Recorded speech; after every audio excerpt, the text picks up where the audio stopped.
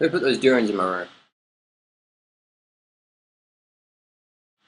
Okay, so this morning I was at a running race and a friend I met a few weeks ago came up to me and said, Harley, I've been reading your blog and stuff and looked at your marathon time after I met you that time in Thailand, and I was pretty impressed with your marathon time. I didn't think a vegan could run that fast. I'm like, well, that was only a 2:57. That's not really that fast. You've got guys like Mike Arnstein running the 2:28s and Scott Spitz, 2:25s, 2:24s, Jeffrey Eggleston, 2:14s.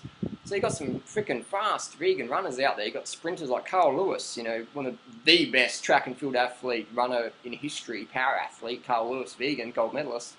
So it works. But anyway, Thomas's question was, I do a lot of travel and I can't always find the fruit. What's a good option? You want to keep it vegan? You want to keep it low fat? You want to keep it high carb? So you can have enough glycogen so you can live, work, play, live effectively, especially if you've got a family. So you said you can always get juices typically. Let's say you can't get juice. You're at business lunch or whatever, you can have your juice or you can eat before you go out. Just have a salad if if you've already had enough carbohydrates before. Never have a salad as your main meal. Have that as like a snack. You've already had a big meal of fruit or rice or whatever carbohydrates you like, and then you have your salad as just a little picky thing to nibble on. Never have a big salad just to try and starve yourself or confuse your hunger, because that never works, ever. All it does is just drops our energy the next day or the day after, and we're just like, just give me the junk food, man. I'm so freaking hungry. So always eat enough carbohydrates. Be it fruit, that's the first best choice. Second choice would be juice, bottled juice, whatever. Try and get the stuff without preservatives if you can. Sugar's not really that much of an issue. It's the preservatives and the colorings and the junk like that. Sugar's natural. Flavors and preservatives, not natural. We don't want that stuff. So if you can, try and choose the juice with just the sugar and the water in there and the fruit. That's what you want. Let's say you can't get the fruit, you can't get the juice, you need your carbohydrates. We go with corn, we go with rice, we go with wheat pasta, whatever carbohydrates you prefer. You can always get them. Rice and soy sauce, rice and vegetables, steamed rice and veggies. You can get that anywhere in the world. So that's a great backup plan. Corn, things like that. The Kenyans, best runners in the world. Bananas, corn, rice. That's their staples. Keeps you fucking lean as fuck. Never eat the animals. Always avoid the oil. Don't have the fried rice, have the steamed rice. That's what we want. We want low fat levels in the blood. When you consume oil or animal products, your fat levels in the blood go up, your motivation for activity goes down, everything goes down when your fat levels go up. So we want low fat in the blood, low fat in the body. The fat we eat is the fat we wear effortlessly.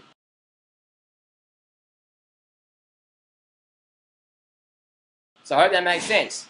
Fruit's the best, followed by juice, followed by rice, corn, pasta, things like that. Low fat, low sodium, high carbohydrate, vegan. I hope that makes sense. If it doesn't, post comments down below and I'll clarify it again.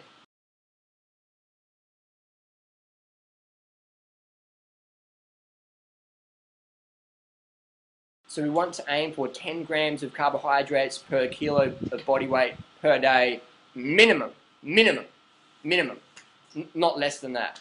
Doesn't matter if you're not training that day or if you're just sitting in bed watching pot plants.